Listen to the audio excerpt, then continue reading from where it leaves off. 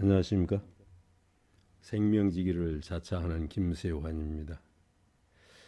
오늘은 제가 성육을 주제로 말씀을 몇 가지 드려볼까 합니다.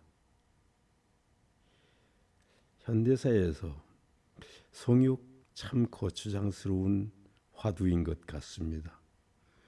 식욕과 똑같이 중요하면서 가장 우선순위에 있는 우리 본성인데요.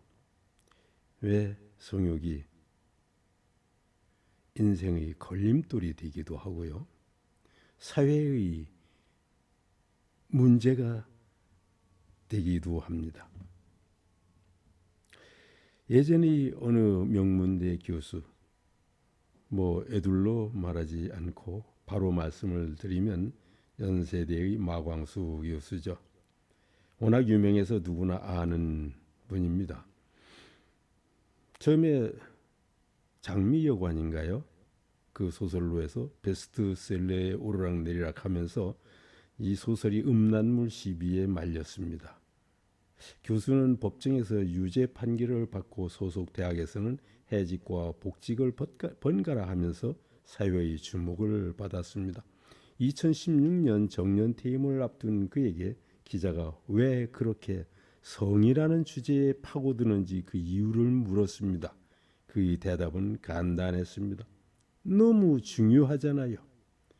그의 소설에는 기상천외의 성묘사가 그 중요성을 충분히 나타냈지만 방법에서 법률의 울타리에 저촉되었던 모양입니다. 그 교수는 인간의 본성을 법으로 규제하는 이유를 묻는 것 같았습니다. 여러 해전 유력한 대통령 후보로 거명되던 정치인이 여성과의 문제로 야심을 포기해야 했죠. 다시 부산시장 그리고 또 서울시장 줄줄이 비슷한 일로 물러나고 심지어는 아예 세상을 떠나기도 했습니다. 이런 일은 끊임없이 그리고 갈수록 더 자주 일어납니다. 이제 여자와 남자 사이는 무조건 경계하고 조심해야 하는 시대입니다. 물론 과거에도 언제나 남녀 사이를 조심하라는 교훈은 많이 있었지만 지금과 같은 공포 분위기는 아니었던 것 같습니다. 남자의 성욕은 설명할 수가 없습니다. 숟가락 들 힘만 있어도 멈추지 않는다고 하죠. 성욕의 용도가 무엇인지 우리가 모르는 것이 아니지만 본래 목적에 맞추려 하면 오히려 야만스럽다고 봅니다. 적어도 성욕에 있어서는 본성과 멀면 멀수록 문화인으로 봅니다. 본성을 깊이 눌러두고 딴청을 보아야 하죠. 현대의 문화인은 이렇게 살아가고 있습니다. 인간은 보통 결혼을 통해 욕구를 해소하면서 적절한 자제를 합니다. 그러나 세상에는 그러한 여건을 갖추지 못한 사람들도 많습니다. 해소되지 않는 성욕은 배가 고프면 먹을 것을 찾듯이 욕망의 배출구를 찾습니다. 수요가 있으면 공급이 이루어지죠. 다만 공짜가 없으니 재화로 교환을 합니다. 이것을 매춘이라 했습니다. 물론 그 명칭은 수도 없이 많습니다. 우리나라 현대 매춘의 역사는 그렇게 길지가 않습니다. 1906년 일제가 통감부를 설치하고 나서 전국 주요 도시에 일본인이 거주하기 시작했다. 자연스럽게 거류 민단이 구성되면서 유곽은 번성하기 시작했다. 경성, 인천, 부산, 군산, 평양, 목포, 원산, 마산, 대구, 신의주 등이 대표적인 도시들이다.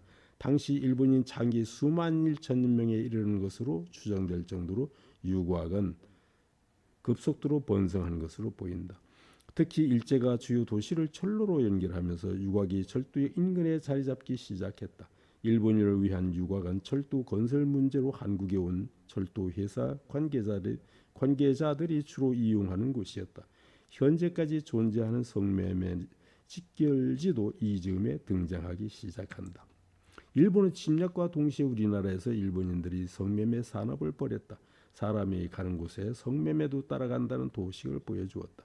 그러나 광복후 일본은 갔지만 이 산업은 지속되었다. 그뿐 아니라 우리 정부가 일본의 위안부와 비슷한 위안소를 설치했다는 기록이 있습니다. 정부는 국군뿐 아니라 유엔 연합군을 위한 위안소도 운영했다. 부산일보 1950년 9월 기사를 보면 마산시가 수일 내로 시내에다가 연합군이 노고에 보답하는 연합군 위안소 5개소를 신구 마산에 설치하기로 되어 이 허가증을 이미 발부했다고 되어 있다. 당시 정부 보건부 방역국에서 내놓은 청소 및 접객 영업위생사무 취급 요령 자료도 연합군 위안부에 대한 지시사항을 담고 있다. 1952년 7월 13일 부산일보는 당시 공인 위안소는 78개소, 비공인 위안소는 600곳에서 700곳에 이른다고 보도했다. 그 밖에도 정부가 성매매를 알선한 포주 노릇을 맡았다고 증언하는 기록은 서글프게도 차고 넘쳤다. 전쟁 탓이었다고 할 수 있겠지만 우리 정부가 위안소의 설치와 운영에 관여했다는 것입니다. 이래저래 식민 통치와 전쟁이 현대 성매매의 시작이고 역사였습니다. 현대의 성매매 산업은 우리 자생 성문화를 이어받은 것이 아니고 100년 전 일본인들의 유곽이 시작이었습니다. 암암리에 성행하던 성매매는 이렇게 점차 사회의 암처럼 번졌습니다.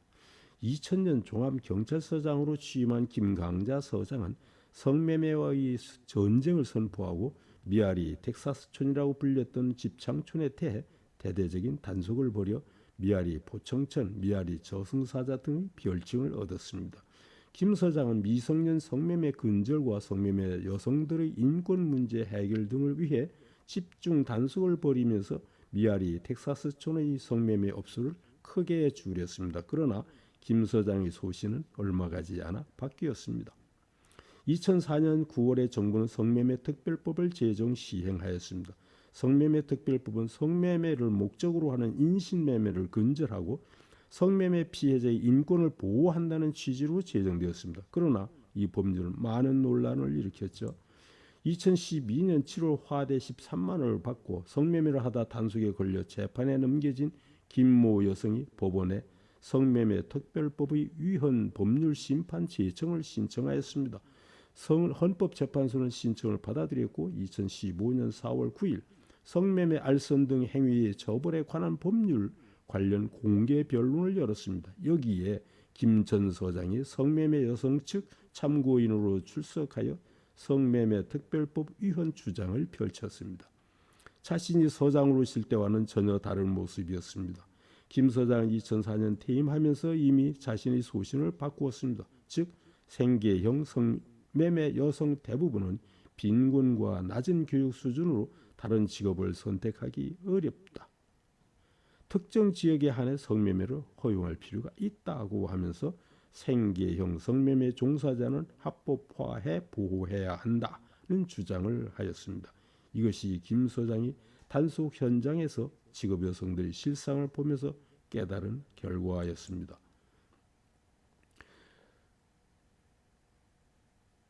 공개 변론에서 주요 쟁점은 성매매를 금지하고 처벌하는 것이 직업 선택의 자유 또는 사생활의 비밀 등 국민의 기본권을 침해하는가의 여부였습니다. 또 성매매 특별법의 입법 목적과 정당성 그리고 성매매 특별법으로 인한 성매매 감소의 효과 등도 쟁점이었습니다. 김 서장의 주장에는 성매매는 단속으로 근절시킬 수 없다는 전제가 깔려 있었습니다. 단속하는 현장에서는 사라지지만 그 여성들이 대개는 선택의 여지가 전혀 없는 사람들이어서 다른 형태의 같은 업종으로 바뀌는 풍선 효과에 그칠 뿐이라는 것이죠. 그 여성들은 단속이 아니라 보호가 필요한 사람들이며 이들을 찾는 남성 역시 별다른 선택이 없는 소외 계층의 사람들이어서 물리적으로 막는 것이 상책이 아니라는 논지였습니다. 그러나 성매매 특별법에 대해 헌법재판소는 2016년 합헌 결정을 내렸습니다. 이 법률 시행 직후부터 이미 7차례나 위헌 심판대에 올랐었고 특히 보호 대상인 성매매 여성들이 오히려 법률이 폐지를 줄기차게 요구했었죠. 하지만 이들의 처지를 이해하는 사람은 많지 않았습니다. 그렇다고 성매매가 없어지는 것도 아니었죠. 여러 해 전에는 강남의 대형 성매매 조직이 작성한 고객 명부 파일에 담긴 6만여 명에 대한 경찰 수사가 시작되었다는 보도도 있었습니다. 성매매 특별법으로 처벌도 갈수록 강화되었지만 성매매는 오히려 늘어나는 추세를 보입니다. 동서양간의 성매매는 오랜 세월 보편적으로 나타난 역사였습니다. 김 전 서장의 변신과 주장을 보면 이것은 근절보다는 우리가 안고 가야 하는 문제로 보입니다. 즉 그것을 필요로 하는 여자와 남자들이 존재한다면 그들의 처지를 이해하는 쪽으로 방향을 잡아야 한다는 의미입니다. 한쪽은 생계의 문제이며 다른 쪽은 본성의 문제입니다. 사회적 약자인 이들을 보호한다는 취지의 이 법은 실제로는 이들을 구속하는 압법이 되었습니다. 식욕과 성욕은 인간의 가장 큰 본성인데 과연 법으로 통제하는 것이 가능한 일인지 알 수 없습니다. 정부에서는 여성에게는 금식을, 남성에게는 금욕을 강요하는 꼴이 아닌가 합니다. 다른 선택의 여지가 없는 여성에게는 직업 선택의 자유가 보장되어야 하고 파트너가 없는 남자도 자신의 본성을 풀어나갈 방법이 있어야 할 것입니다. 우리는 지금 조선시대와는 달리 온종일 남자와 여자가 함께 지내며 특히 여성은 갈수록 선정적인 모습으로 변하고 있습니다. 얼마 전에는 현직 부장판사가 성매매 단속에서 현행범으로 검거되었다는 기사가 있었습니다. 본능을 억제하지 못한 실수로 판사는 술 한잔에 사회적으로 거의 매장당하는 범죄자가 되었습니다. 법을 집행하는 조직에서도 이런 일은 비일비재합니다. 예로부터 인간 사회는 윤리의식과 자연의 본성 사이에 비무장지대를 운영해 왔음을 기억할 필요가 있습니다. 성매매 특별법은 보호대상 여성들이 반대하는 법률입니다. 그렇다면 이 법은 누구를 위한 법이며 정부는 그들의 생계를 책임지고 있는가요? 그러면 유기윤리가 엄격하였던 조선시대의 성매매는 어떠했습니까? 당시 관청에는 관기가 있었고 민간에도 매춘도 있었습니다. 지금보다는 훨씬 합법적이고 양성화된 제도였습니다. 물론 당시에도 성풍속의 문란을 이유로 관기 제도를 폐지하자는 건의도 있었습니다. 경외의 장기를 없애라고 명하였으나 일이 마침내 행해지지 않았다. 여러 신하가 모두 임금의 뜻을 맞추어 장기를 없애자고 청하였으나 하윤이 홀로 불가하다고 하니 임금이 웃고 그대로 따랐다. 단 한 사람이 반대했지만 임금은 반대하는 사람의 뜻을 충분히 헤아렸습니다. 폐지해야 한다는 건의는 계속 있었지만 조선 500년에 받아들인 적은 없었던 것 같습니다. 주읍의 장기를 없애려는 의논이 있어서 정부 대신에게 물었더니 모두 없애는 것이 마땅하다고 하였다.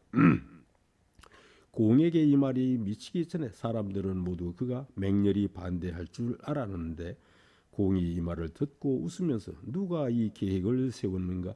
남녀 관계는 사람의 본능으로서 금할 수 없는 것이다. 주읍 장기는 모두 공과 소속이니 취하여도 무방한데 만약 이 금법을 엄하게 하면 사신들이 언젠가는 나이 젊은 조정 선비들이 모두 그릇되이 사가의 여자를 빼앗게 될 터이니 많은 용중거리 범죄에 빠질 것이다. 내 생각으로는 없애는 것이 마땅치 않을 줄로 안다. 하여 마침내 공의 뜻을 좇아 전과 다름없이 그냥 두고 없애지 않았다. 문경공은 본능을 법으로 다스리기 어렵다고 본 것입니다. 장기를 없애는 본성의 절제에 실패한 젊은이들이 결국 사가의 여자를 넘보게 되어 많은 영웅준골이 죄에 빠질 수 있음을 우려하였습니다. 이것은 나라의 큰 손실이기도 하죠. 문경공은 매사에 법도를 중시하면서도 음양의 이치를 금하는 것은 적절하지 않다고 본 겁니다. 그렇다고 풍속이 문란해지는 것을 용납한 것은 아닙니다. 장기는 엄한 관리와 통제를 받았습니다.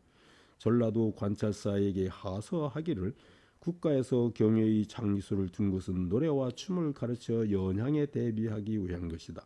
이제 듣건대 우후 수령 및 대소 봉사자가 사사로이 데려와서 자기 수유로 삼아 주 부의 인물이 이 때문에 조폐하게 한다 하니 경은 엄하게 검액하도록 하라.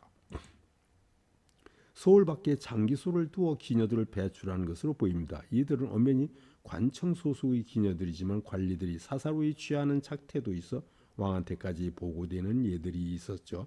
그래서 조선 왕조실록에는 처벌을 받은 관리들 관련 기사도 많았습니다. 경상도 영해 부사 김사천과 안동 판관 김상령이 파면되었으니 사천 등이 본관의 창기와 관계하였기 때문에 관찰사가 논액하여 파면시킨 것이다. 기녀와 어울린 데에도 법도와 제약이 있었습니다. 기녀에게 수청이 아닌 강간을 해서는 안 되며 특히 국상이나 부모상, 국가 별난기에 기녀와 어울리면 관직에서 파직되거나 좌천되었습니다. 예로 태종 때 조유는 부친상 중에 기첩과 통관하여 곤장 100대를 맞았고 정종 때 이조좌랑 이승조는 궁궐에서 숙직하면서 기생을 불러들여 귀양을 갔으며 성종 때 홍문관 부세학 유윤념과 함양 군수 조위는 관기를 접으로 삼았다가 탄핵을 받았다고 합니다. 이렇게 보면 조선의 기념문화는 양반들이 향락을 위한 것이라기보다는 양인의 보호를 전제로 집을 떠난 관리들한테 최소한의 필요를 충족시켜주기 위한 장치였다고 보입니다. 특히 기녀와의 접촉에 대해서는 엄정한 규정으로 관리들이 향락에 빠지거나 직무를 소홀히 하는 것을 막았습니다. 물론 본성과 규범 사이에는 경계가 분명한 것도 아니어서 언제나 충돌의 문제를 비껴가기는 힘들었을 것입니다. 하지만 적어도 남자의 성욕을 애둘러 해소해주면서 나라의 인재들이 한순간에 범죄자로 전락하는 것을 예방하는 작용도 컸을 것입니다. 성욕을 인위적으로 제어하는 것이 어렵다는 것을 보여줍니다. 사실 성욕은 인간 생활의 가장 원초적인 동력입니다. 조선시대의 매우 특이하면서 재미있는 일기가 전해집니다. 아버지와 아들이 이어서 쓴 것처럼 보이는 기행문 형식의 일기인데 공교롭게도 여인과 동침한 이야기가 주를 이룹니다. 부복일기는 울산광역시 유형문화재 제14호로 조선시대 울산 출신 부자 무관이 함경도 지역으로 각 1년간 부방했을 때 쓴 일기 기록물입니다.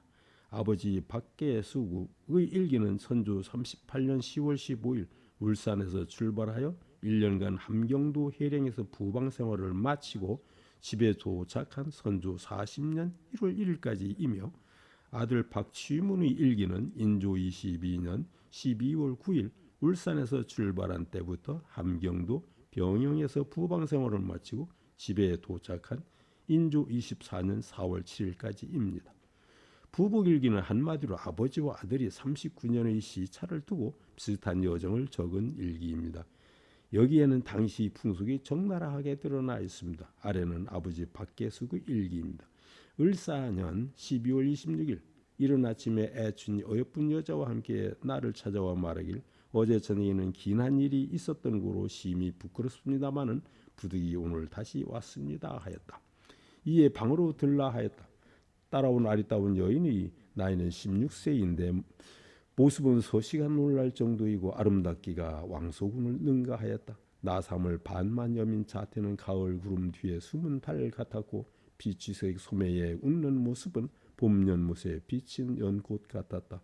이름은 금춘이이고 자는 월아이다.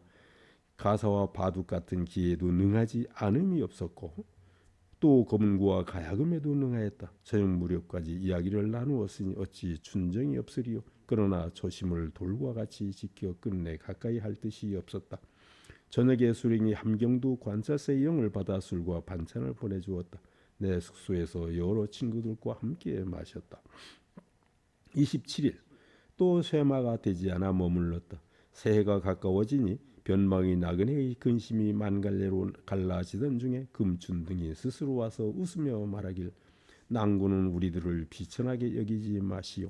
어제 저녁에는 어둑어둑해서 방문한즉 여러 친구들이 한방 가득히 있었던 고로 그냥 왔다 그냥 돌아갔었습니다 하였다. 함께 어울려 저녁 때까지 종일 이야기를 나누었다. 호탕한 기운이 남아가 반년이나 집을 떠나 있었으니 어찌 춘정이 없으리요. 초심을 망각하고 마음을 정하지 못하여 시를 지어주기를. 이날 밤 금춘과 함께 동침하여 못내 잊혀지지 않은 정을 다하였다. 김공은 여자를 가까이 할 뜻이 없었는데 갑자기 이날 밤 애춘과 함께 동침하였다. 박계수는 37세 때 일당 백장사로 선발되어 남쪽 끝에서 거의 북쪽 끝으로 2달 넘게 올라가고 있었다. 중간중간에 피를 한 사발씩 토했다는 기록도 있다. 이들은 주로 관아의 객사나 역사 등에서 숙식을 했는데 여의치 못한 때가 많아 젊은 장사라 해도 어려운 여정이었다.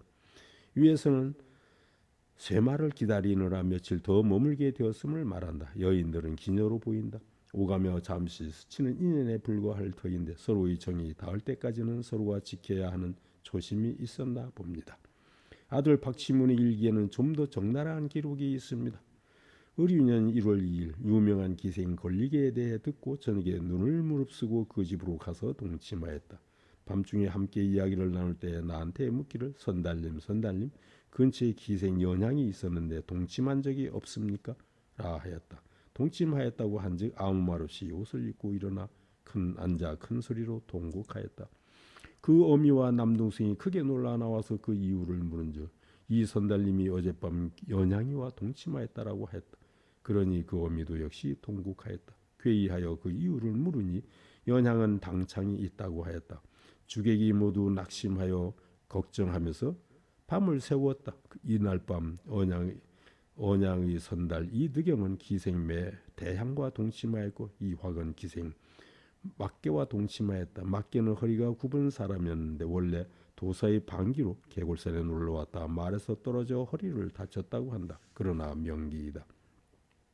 권리계에게 약을 사라고 세목 한 필, 중목 한 필을 주자 답하기를 나는 전답을 팔아서라도 약값을 가히 얻을 수 있으나 선달님은 삼천리 밖에 떠나와 있어 약값은 구하기 어려울 것입니다라며 끝내 받지 않았다.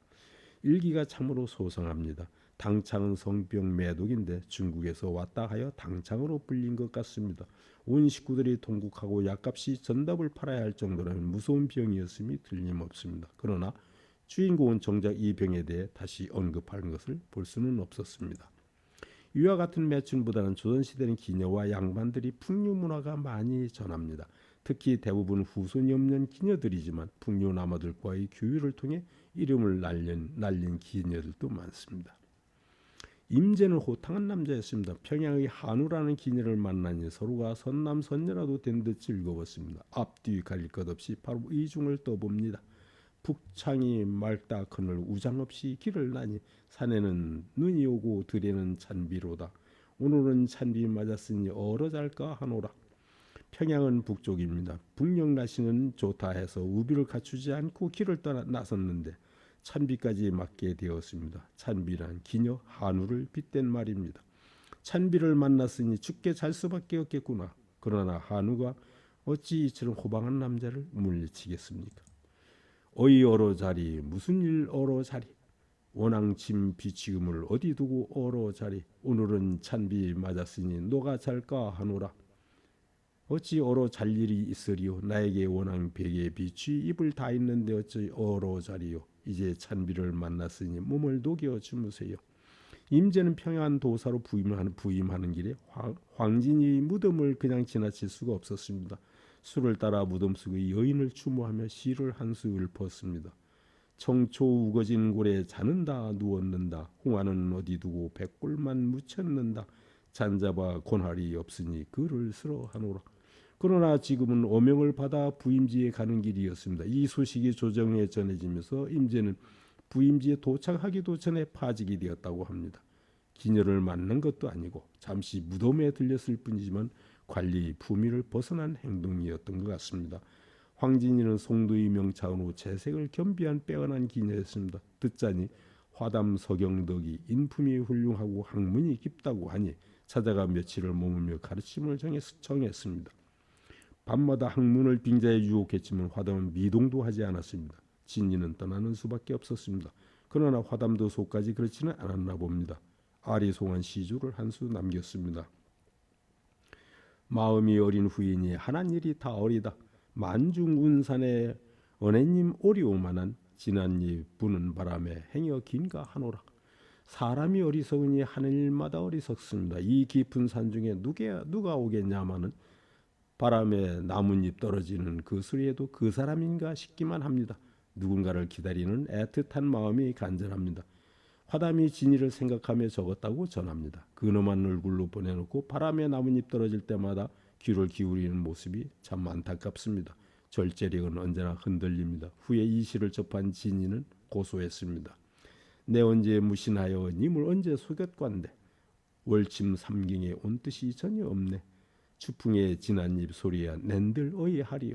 제가 언제 신이 없이 임을 속였나요? 달에 다 기울도록 늦은 밤까지 혼자 있는 저를 한 번이라도 찾으셨나요? 이제와 가을 바람에 나뭇잎 떨어지는 소리를 제가 어찌하오리까? 젊어서 이루지 못한 아쉬움은 갈수록 가슴에 더 깊이 와 닿습니다. 우리나라는 옛날부터 전국적으로 기녀의 신분을 가진 여인들이 있었습니다. 이들은 선비들과 더불어 시나 감으로 주흥을 돋우었습니다. 서로가 음풍농월로 정서적 교감을 이루면서 남자들은 자신들이 본성을 물처럼 자연스럽게 흘러가도록 하는 세련된 문화였습니다. 학문과 본성 사이에 적절한 완충지대가 있었고 그래서 젊은 선비나 관리들도 어렵지 않게 본성의 출구를 찾을 수 있었습니다.